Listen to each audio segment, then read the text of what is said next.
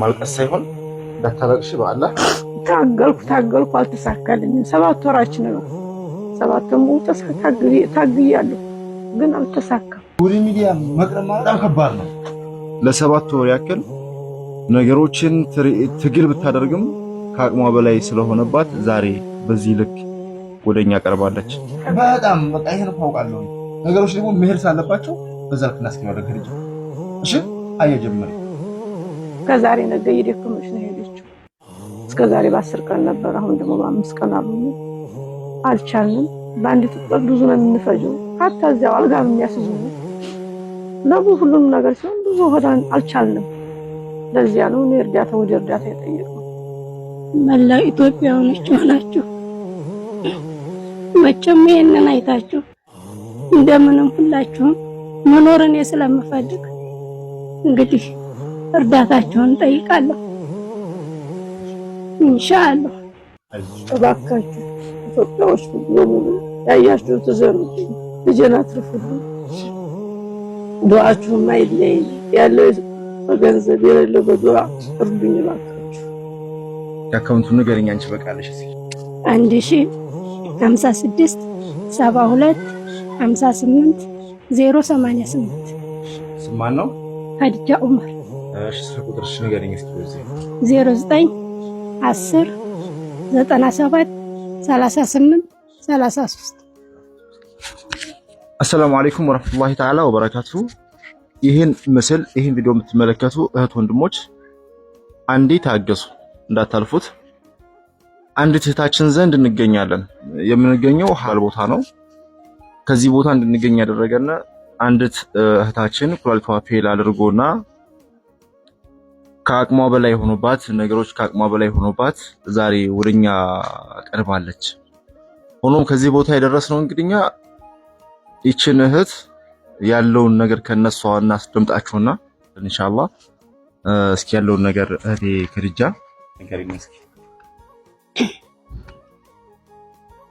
አሁን እስከዛሬ ድረስ አልሐምዱሊላህ እስከዚህ ድረስ ደርሻለሁ። ግን አሁን ከአቅሜ በላይ ሆነ። በ5 ቀን ስለሆነ አሁን አልቻልኩም። እንትን በ5 ቀን ምንድነው የሚፈጠረው? እጥበቱ አሁን በየ5 ቀኑ ምን አለው? በየ5 ቀኑ እጥበትና መርፌ የምትሰጠው መድኃኒት አለ። አሁን ለህክምናው ምን ያክል ነገር ነው? ለህክምናው በየሰዓቱ ነው። እንትን ኳሊቲውን ቢል ስላደረገ ለማስቀየር ምን ያክል ገንዘብ ይበቃል ተብላችኋል? ኢንሻአላህ ወላሂ ይሄን ነው ብዬ አልጠየቅኩም እስካሁን።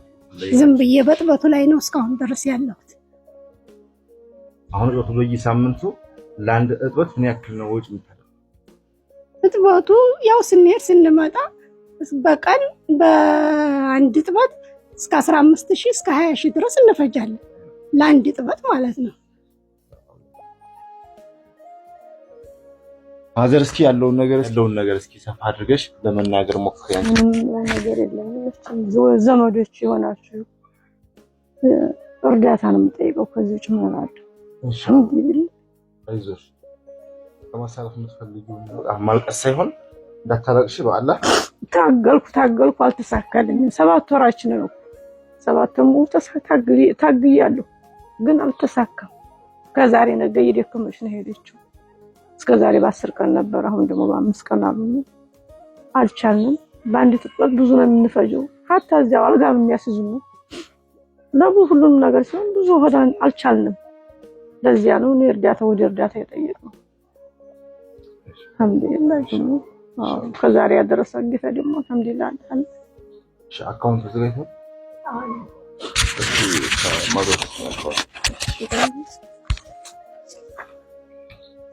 እህታችን ከድጃ ዑመር ትባላለች።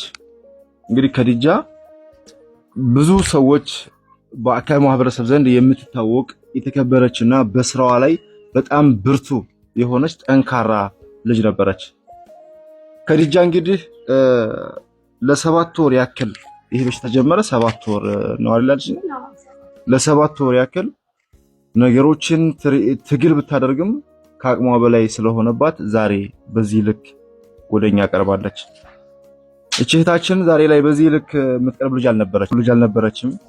ለዳያሊሲስ 5 ቀን ከ20 ሺህ ብር በላይ ወጪ እያደረገች እንደሆነ ነው እየተናገረች ያለችው። በዚህ ህክምና እነዚህ ሰዎች ወደ ሚዲያ ሁሉ ለመቅረብ አልፈለጉም ነበረ አቅማቸው በላይ ስለሆነባቸው ብቻ ዛሬ በዚህ ልቀርበዋል።